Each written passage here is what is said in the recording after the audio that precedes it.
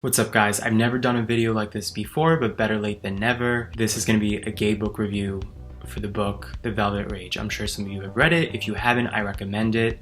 It was written by a psychologist, a gay psychologist, and it's basically his theory and his take on why a lot of gay men behave badly.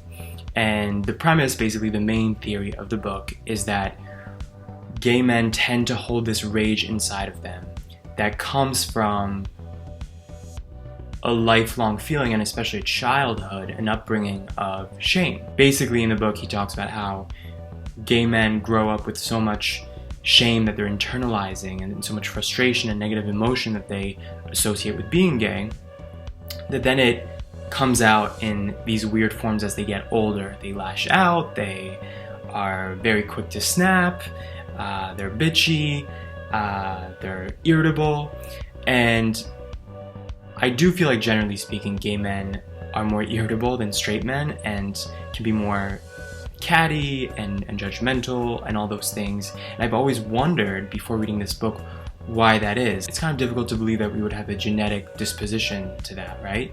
And this book basically says it's very clear why it is. It's psychological impact from your childhood.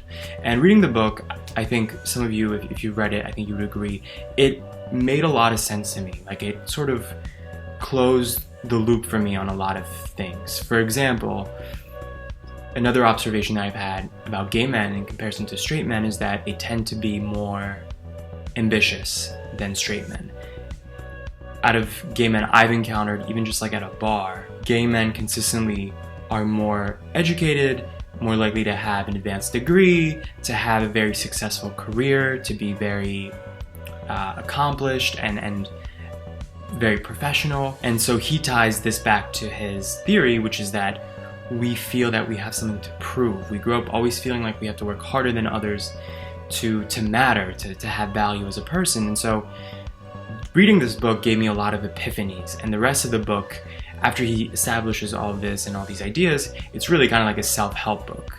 He's a psychologist, so he gives tips on how you can improve your life and how you can basically heal from these wounds that we're kind of born with, because we're thrown into a society that still to this day, there's still such a taboo element to being gay. I mean, one of the videos I recently uploaded was me claiming that I think Michael Jackson was gay, or at least he definitely wasn't a straight man in my opinion.